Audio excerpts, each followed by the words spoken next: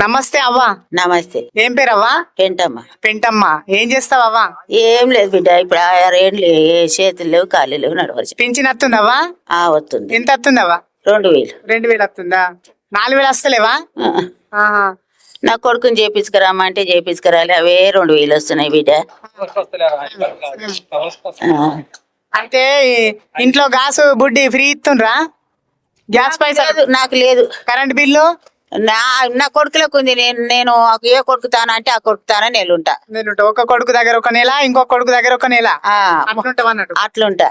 ఇక అందరు కొడుకులు అవ్వ? 4. 4 కొడుకులు. అందరు కొడుకుల దగ్గర ఉంటావు ఇక ఒక నెల. మంచికి ఒక నెల. తాత లేడు? తాత లేడు. ఆయన 10 ఏళ్ళు అవుతుంది పోయి. ఇక 6వ నెల 7వ నెల, ఇది 3వ నీళ్ళకి. ఇది బతుకమ్మ చీరలు ఇస్తురా? వచ్చినాయా? 2 లేవు. 3 ఏళ్ళు వచ్చినాయి బిడ్డ. ఇప్పుడు అత్తలేవా? అత్తలేవా? ఇప్పుడు రేవంత్ ప్రభుత్వం ఎట్లా అనిపిస్తుంది? కేసీఆర్ ప్రభుత్వం ఎట్లా అనిపిస్తుంది అవ్వ? ఏది లేదు. ఎవరికో కేసు ఇచ్చినాము. ఆ పత్రం ఈ పత్రం నాకు తెలుస్తుంది. నాయన నా కళ్ళు కాని రావాయి, చెవులేని రావాయి. అక్కడ రోడ్డు మీదకి వెళ్ళి అక్కడ నన్ను వంట నీడు వంట.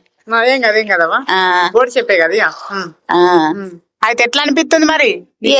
ఎట్లా బిడ్డ, నడవ చేత కాదు, ఇంత తినే చేత కాదు. నడుస్తుంటే పడ్డట్టు అవుతుంది. బీబీ ఎక్కువ అవుతుంది. గోళీలు ఆ పింఛన్ పైసలు వస్తే అవి చాలుతూనే లేవు.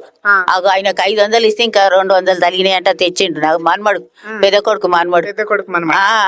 1000 రూపాయలు 1500 ఇట్లా అవుతున్నాయి. నా మందులకే చాలుతలేవు బిడ్డ. పింఛన్ వస్తే 2000 వస్తే 2000 వస్తే ఏం సరిపోతలేవు. చూశారు కదా ఫ్రెండ్స్, ఇప్పుడు 2000 పింఛన్లో ఏమి కూడా సరిపోవట్లేదు. అలాగే ఇప్పుడు 4000 వస్తే బాగుండని అంటుంది పెంటమ్మ గారు. చూడు, పెంటమ్మకు కూడా చూడు, ఎవరు తాత లేడు, ఏం లేడు కాబట్టి చెయ్యి కూడా లేస్తలేదు అంటే అమ్మకు చాలా ఇబ్బందుల్లో ఉంది. అమ్మ 4000 పింఛన్ వస్తాను కొంచెం ఆసర అవుతుంది నాకు. ఇంత టాబ్లెట్లకో, మందులకో, దుకాణాలకో, దేనికో ఒక దానికి పనికొస్తాయి అంటుంది ఈ తల్లి.